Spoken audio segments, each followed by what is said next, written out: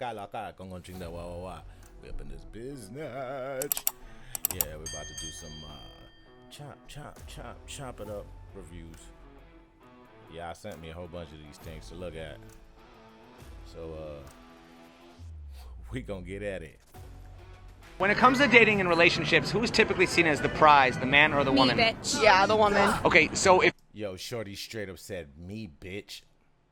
the woman is the prize, why even But look at her face, though. I mean, she's like, I'm all in a bag of chips. bother going out with a man in the first place? I don't know. That's a great question. The woman. So who's the prize in a lesbian relationship? Both of them? Both of them. Yeah, oh God. Both be the prize. So then why aren't they both the prize in a heterosexual relationship? That part. Because I was about to say men are down here and women are up. Yeah. And that, ladies and gentlemen, is how we're starting. Okay, so are women equal to men or are women superior to men? For sure, superior. Superior. Okay, so then why do women go around saying they want equality when they actually want superiority? That part. It's just for the look. So people just want to be like, oh, I'm going to go look for this, but they're actually looking Okay, for money. why is it, do you know what the definition of chauvinism is? Chauvinism means one sex thinking they're superior to another. Why is it when men think they're superior, we call it chauvinism, but when women think they're superior, we call it feminism? That's a great question. Yeah, that part. So if y'all don't already know, it's complicated. My man has the best channel right now when it comes to interviewing and chopping it up with people out there on the Las Vegas trip. When it comes to some of these controversial topics and discussions. Yeah, so we're going to keep getting at it, as you can already see. I am the table. Oh, got me stumped there. Yeah. Crickets. I'm stumped. I don't know. You got me stumped there. Anyways, so, yeah, Mr. Complicated, please go check him out. Boss chick doesn't come with feminine energy. And so, according to how we are defining a boss chick today, she does not come with feminine energy. It is not going to mesh with this masculine energy. It will not mesh with this masculine energy. That's just bottom line. Let's get it. We're going to be in arguments. Oof. We're going to be in a disagreeable house at home.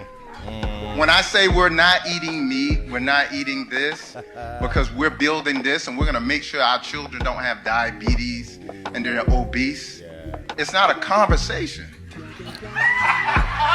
It's not. That part. It's not a conversation. It's a one-sided conversation. Yeah. It's instruction, not chop up. This comes from the boys over in Fresh and Fit. Bringing bars. Let's get it. A woman will go to a job interview for a job of her dreams and dress up, come prepared, with a resume, wear a suit, dress modestly because she knows the job is contingent upon how she dresses and how she presents herself. Then that same bitch will go home to her boyfriend, dress like a hoe, try to go to the club. Boyfriend says, hey, why are you dressed like that? Like, you know I'm home. She'll look at him and say, shut up, Tom. I do what I want. The patriarchy can't control me. And walks out the fucking house. And will openly disrespect her fucking man. She will go ahead and put more power and importance on dressing for a job for someone that doesn't give a fuck about her, okay, over her own man. That's the world we live in today. Women want to go ahead and get all the benefits of looking, dressing, smelling, and acting like a slut without being treated like a slut. That's craziness to me. Insanity. It is absolute delusional insanity, right? You act like it, but you don't want to get treated like it. That part. Yeah, it's funny because this actually reminds me of something that Kevin Samuels once said. He said, talk to me like you talk to your white boss at work, and we won't have any problems. Ooh, we gonna chop it up with that one too, because we gonna be reviewing that smoke session that he had when he said that, for sure. But anyway, back to some more clips and chopping it up for stuff you sent me to review. Man, this next one, yeah, I was a little puzzled myself when this one came in and just confused, confuzzled. ladies and gentlemen, no other word but confuzzlement. So, explain this. Yep, that's me. You're probably wondering how I ended up in this situation.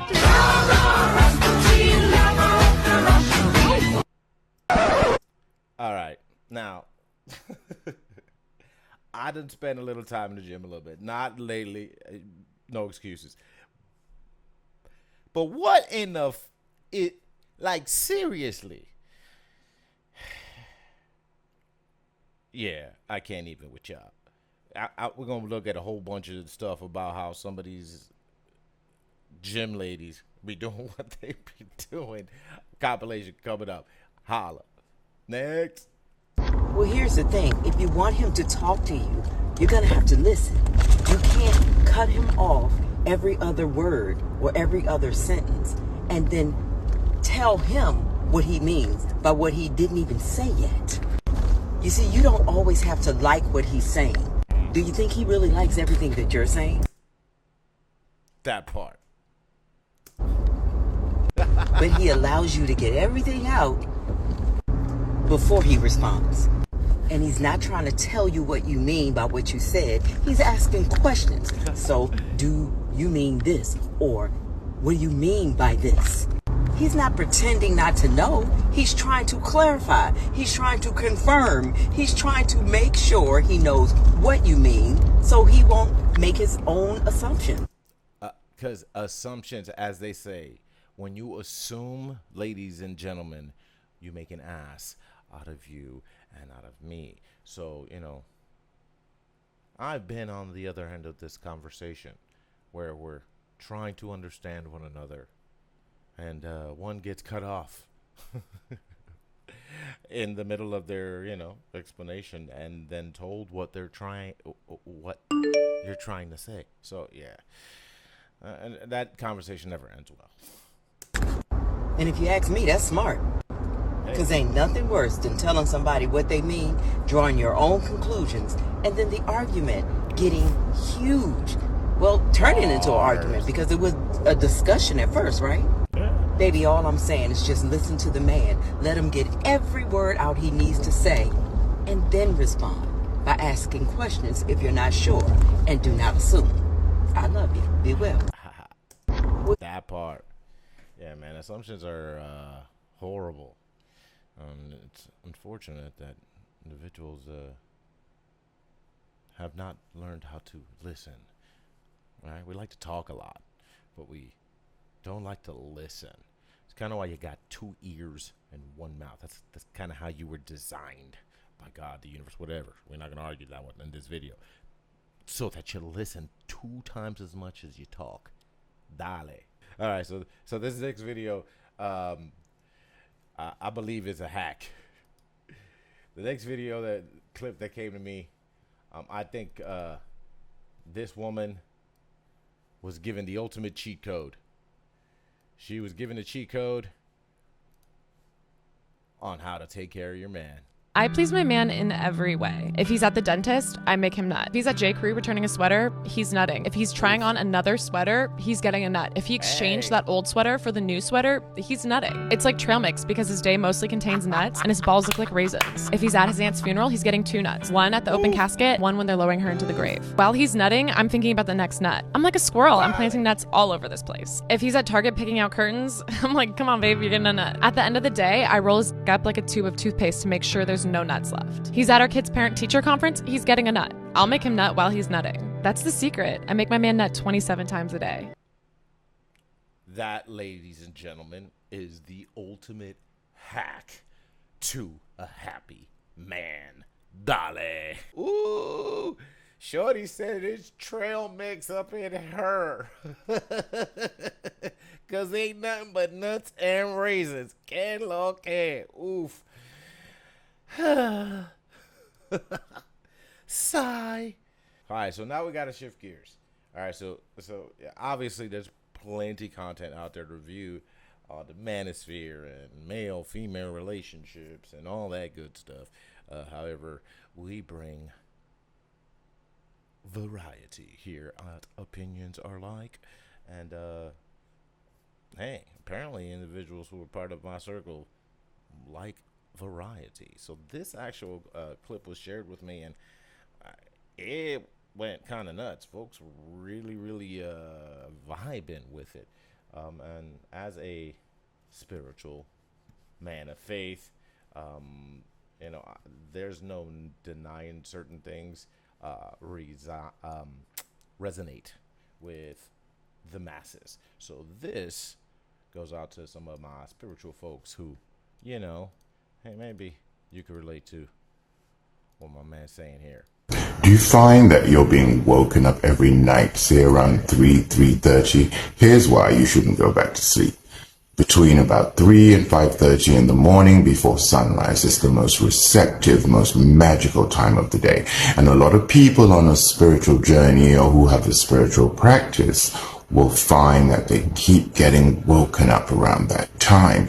It is the source, the creator, the universe, God, whatever you call it, trying to get your attention. And what happens is like going to the supermarket late at night. You get through faster. So if you do nothing at all, get up, put your feet on the ground, and just give thanks. It's that simple, but if you can, it's the best time to do your meditation, your prayers, your mantras, your affirmation, whatever your practice is. It's the most magical time. Don't waste it. Hey, I cannot agree more with something about that fourth watch, that 3-hour window between 3 a.m. and 6 a.m. And that's recorded in all kinds of cultures, historically and spiritual practices. That window is so powerful. I personally have delved into meditation as of late, and yeah, it's kind of amazing how much you can receive during that quiet time, especially at that time of night. Most people are out, so yeah, definitely would advise it. Let me know what you think in the comments below. Where'd you get your personality? From mom or dad or somebody else? From life, on your man. Own? Life. No one gets there. Listen to me, man. You look like your mama and your daddy. You die like the decisions, looking like the decisions that you made. Oof. My man said you were born looking like your mom and daddy, but you die looking like the decisions you made. This is elbow smash from the top turnbuckle, WTF style, way back in the day. What are you talking about? Man, this is on you. You're just born looking like them. This is your choice. When you die, no one's going to say, oh, well, he did this like his mom or he did this like his dad. Guess what? They're going to talk about only you. Only you. They're only going to talk about you, whether it was your good or your bad. You die looking like the decisions that you made. Bars. You die looking like the decisions you made.